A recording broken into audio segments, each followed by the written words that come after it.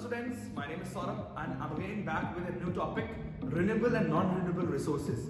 Basically in this chapter or this particular topic we will be covering about what are resources and what are the types of resources.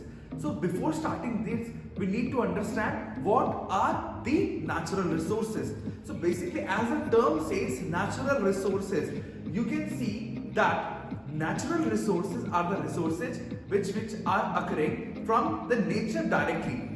We need to understand whatever things we get from nature. It can be in raw material form, definitely whatever we are getting from the nature, it's in the raw form, and that is we obtain from the nature itself. So basically the resources which we get from the nature naturally is known as natural resources. And for this we need to understand the different types of resources. Further, I would be explaining about different types of resources. Resources can be of two types, renewable and non-renewable. First, we are having renewable resources and second is non-renewable resources. So, what is renewable resources? As the name suggests, the particular word has been divided into two words. First is renewable, which can be used again. Means which can be again, the thing or the process can be done twice is known as renewable resources.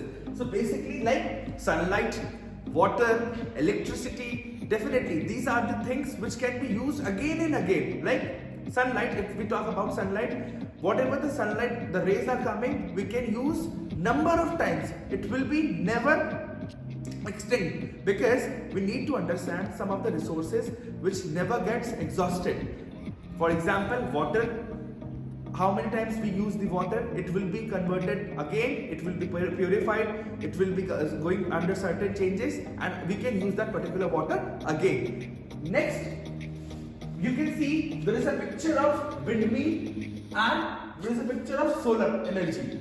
So basically already I have said renewable resources are the resources which can be used number of times.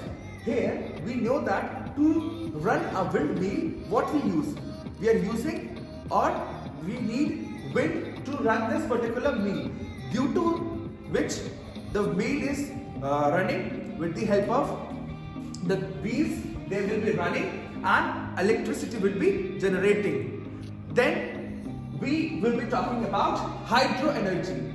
Hydro energy is nothing, it's basically a dam. Like whenever we see hydroelectric dams are there, in which the hydroelectric energy can be converted with the help of water. Basically in this, what happens, like you can see the water are flowing. Basically here small motors are being connected and turbine is been there. So when water falls on the turbine moves and the electricity is being produced.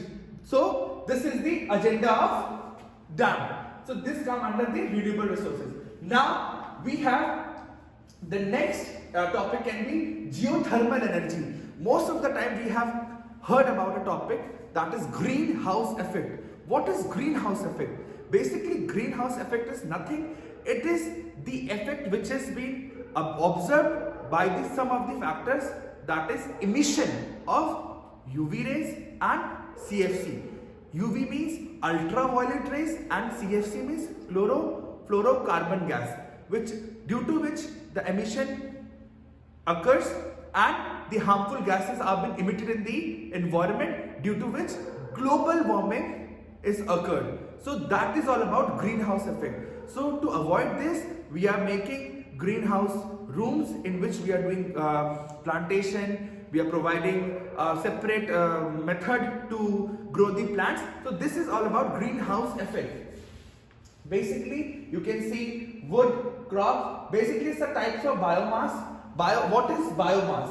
Basically, biomass is a material made by plants or animals that can be converted into energy. For example, cow dung. Cow dung, again, it's a product which is being released or which can be obtained from the cow itself, which is again used as a form of electricity. Like always we have heard, there a separate place is there where we are collecting a cow dung, and from that we are converting that particular gas and we are using in purpose of cooking, it can be in another uses as well as. So basically we have woods, we have animal waste. So these all things will be covered in this particular thing. Now we will be talking about non-renewable resources. Non-renewable resources are resources which cannot be used. I am repeating again, which cannot be used again, like oil, fuels. Like if we are using, whenever you are like riding motorcycle, bike, car, whatever the petrol or the diesel that we have been consumed, it cannot be gained again. So we need to understand the major difference between renewable and non-renewable is that renewable resources can be used again and non-renewable cannot be used again. There is an example of non-renewable resources: coal, oil, natural gas. I already mentioned that after using this, you cannot gain it again. So basically, you can see a picture, the burning of coal, which understand whenever we are burning a coal, first of all, how the coal is formed. When we are burning wood, it is converted into coal, and when we burn coal, it converts into ash. The last product is ash. After that, you can use this ash as a manure for the agriculture, but after that, that particular product, the coal would be not used anymore. So here, basically, why are the natural resources important? The last I would like to cover about why natural resources are important. We need to understand natural resources are the basic mode or basic amenities of human life through which human can sustain and live in the ecosystem. And moreover, to live in an ecosystem, he needs to follow certain life cycle in which resources plays a vital role.